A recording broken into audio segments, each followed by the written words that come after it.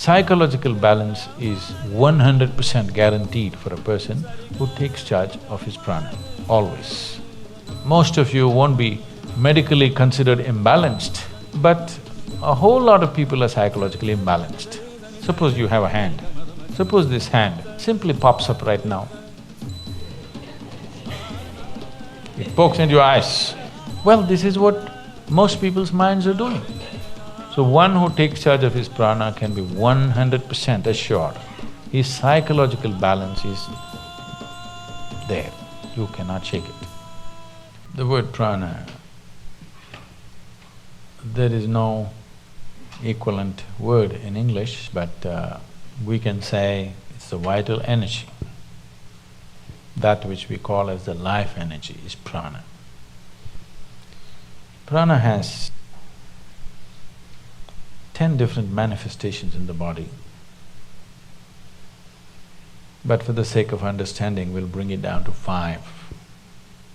These 5 are referred to as 5 vayus or panchavayus.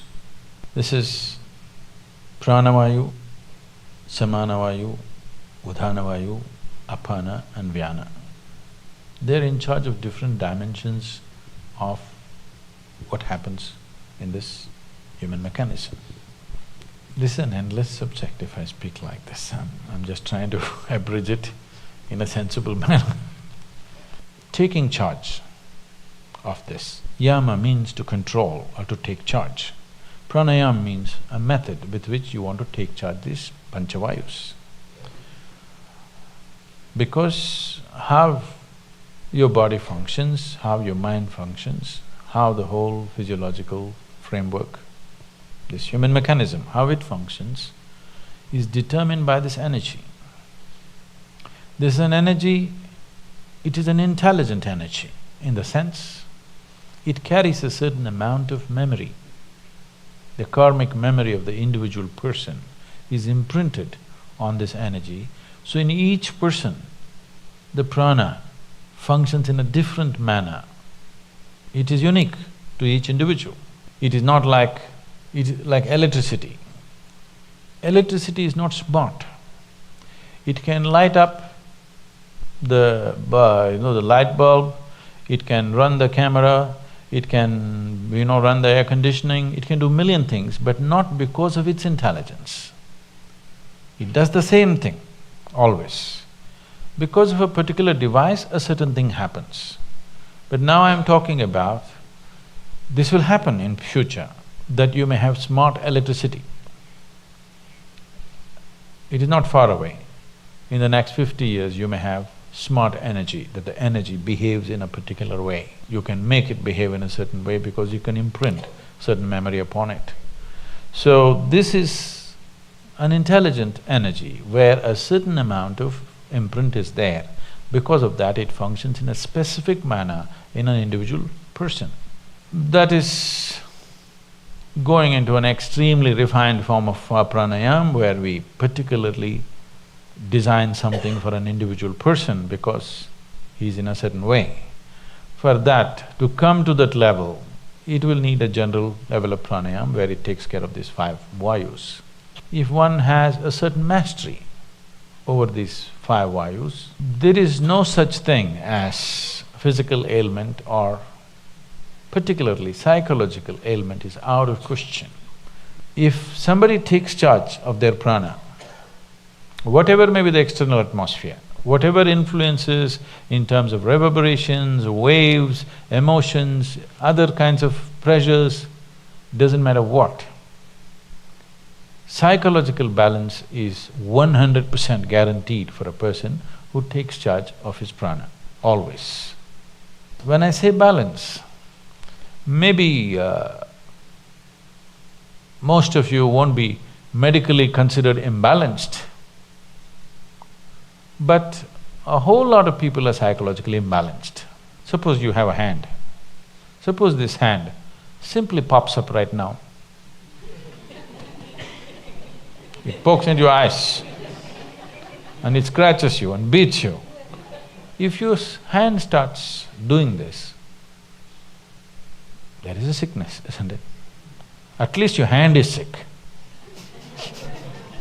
Let me not blame the whole person. At least your hand is sick for sure, isn't it? Well, this is what most people's minds are doing.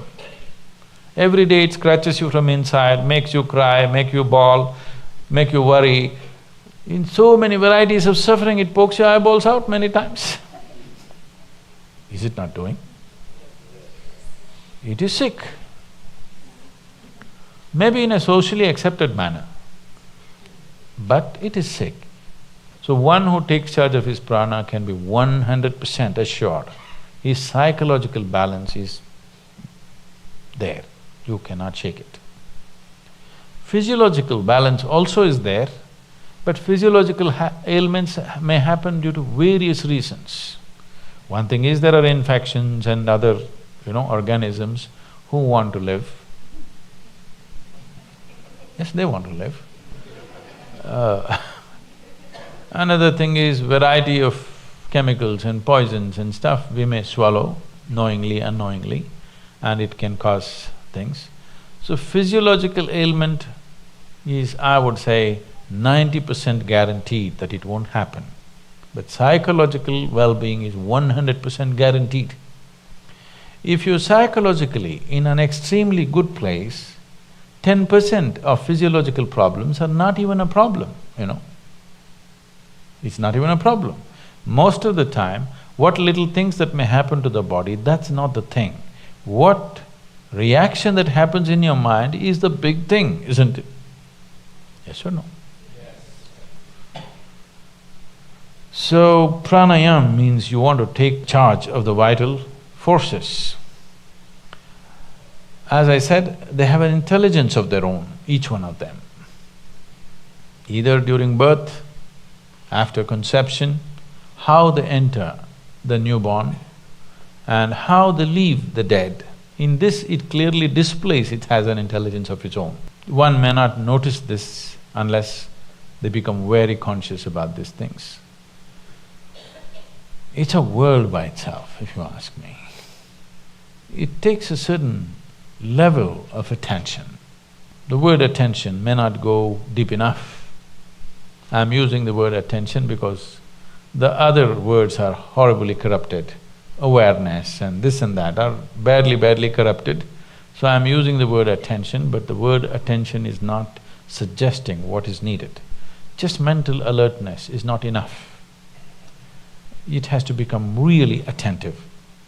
If you make yourself like that, you know how these five are functioning.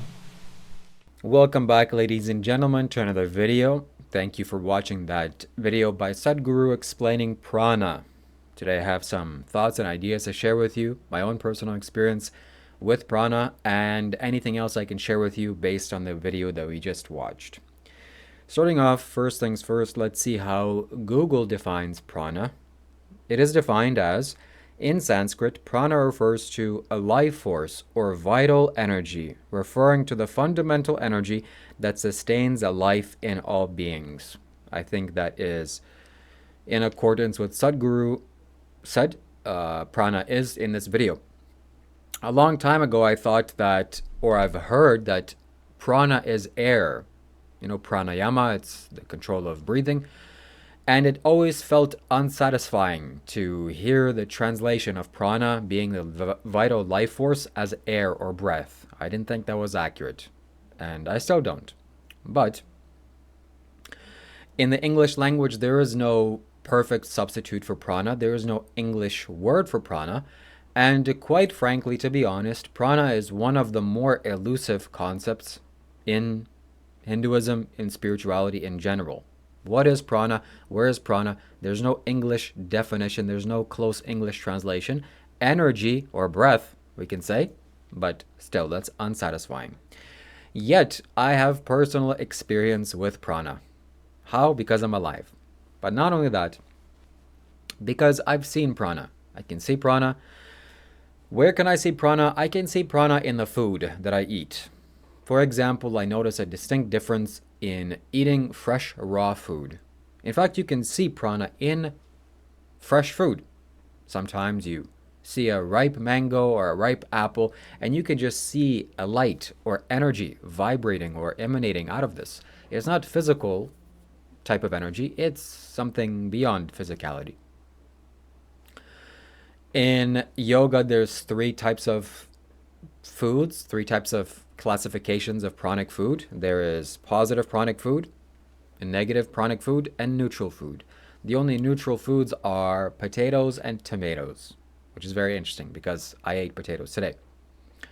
But positive pranic foods are virtually all foods that are in their whole state: fruits, vegetables, nuts, seeds, grains, legumes. Negative pranic food are foods that are heavily processed: meat, dairy, eggs, of course.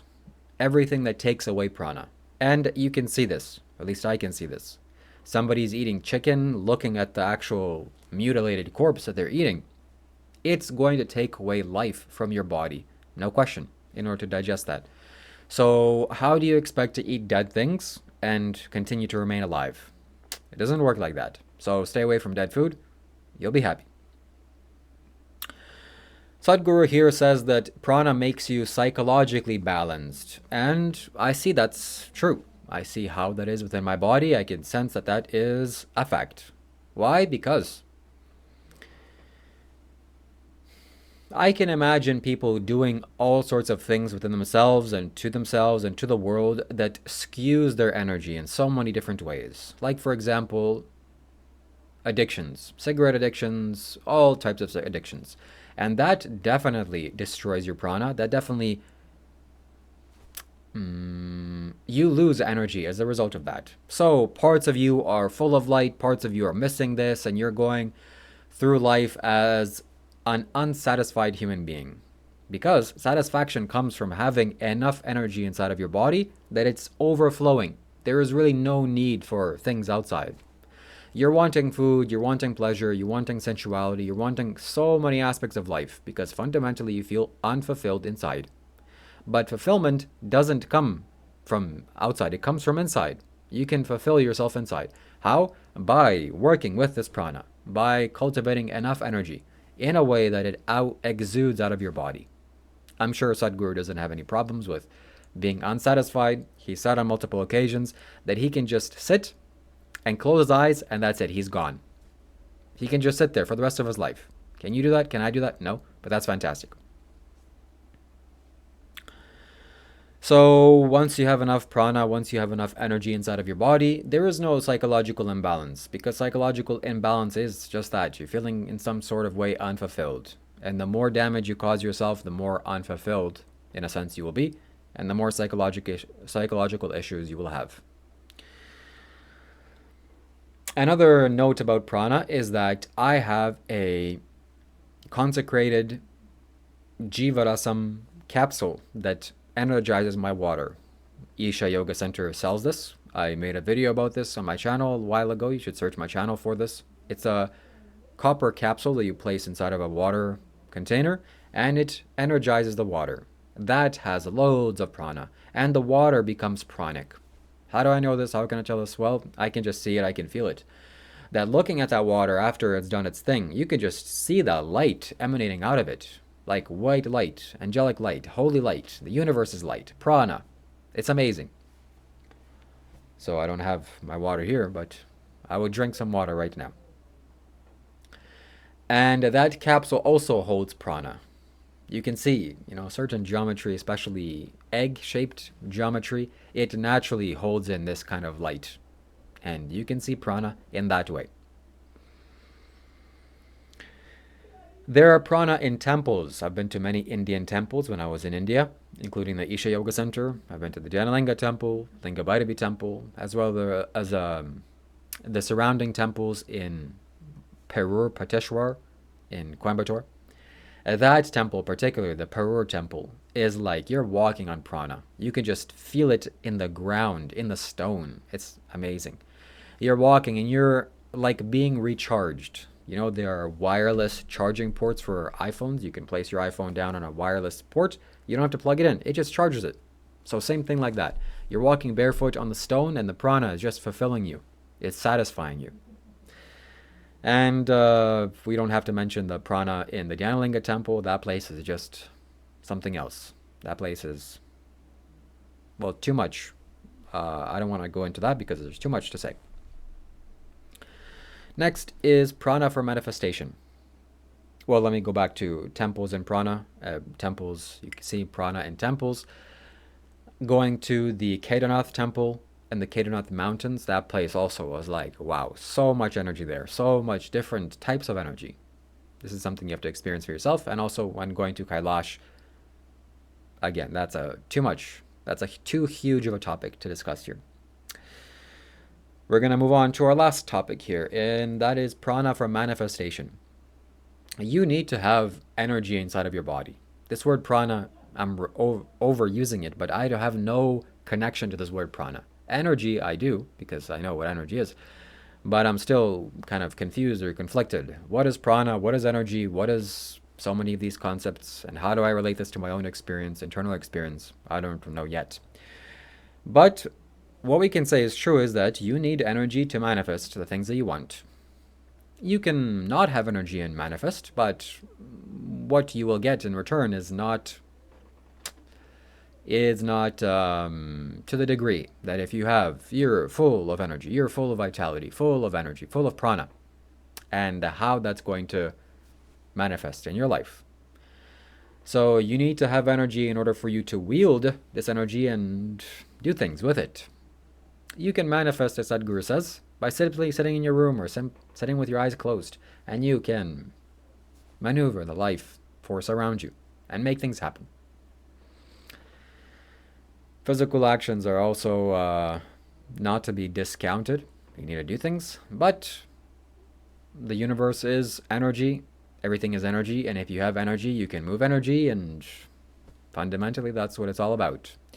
So that's the value of having consecrated spaces, having consecrated items, wearing consecrated things, and learning to consecrate things. Learning to take your own prana, your own life energy, and storing it into a rock or into an object.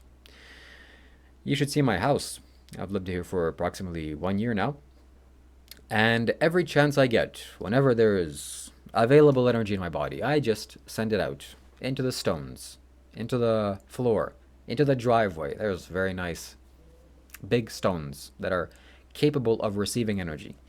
And my driveway alone is like a living temple. It's like a pranic experience. You walk upon it if you have some sort of sensibility or sensitivity. Oh, okay, something's happening here. And that's what life is all about. You don't want to live in an unconsecrated space because that's like living without a refrigerator and no food. You're going to struggle. You're going to struggle really badly. But if you have lots of food, an abundance of food, okay, you're comfortable. Everything's comfortable. Similarly with energy. If you're living in an unenergized space, you're going to lack the energy. You're going to struggle. But if you have lots of energy inside of your room, in your atmosphere, in your space, in your living environment, then everything is cool, calm, and collected. So that's the value of buying consecrated items. If you want to buy a consecrated item, a very powerful and potent one, you can buy these nice beads that I have on my website, shivakailash.com. But more particularly, if you really want to work with this energy, you should invest in a particular type of metal. I'm not going to say which metal it is. You'll have to go on my website to find out. But quite a remarkable metal for manifestation. Oh, this is what it looks like. So go to shivakailash.com, buy yourself this today. This is a very dense metal, very heavy metal, and a metal that can be energized first and foremost, and a metal that will help you to work with your own internal manifestation powers and your own manifestation capabilities, we can say. So go to my website, shivakailash.com. You can watch the videos that I made about this. You can watch on the website. And that's it. Stay tuned for the following video. Take care. Bye.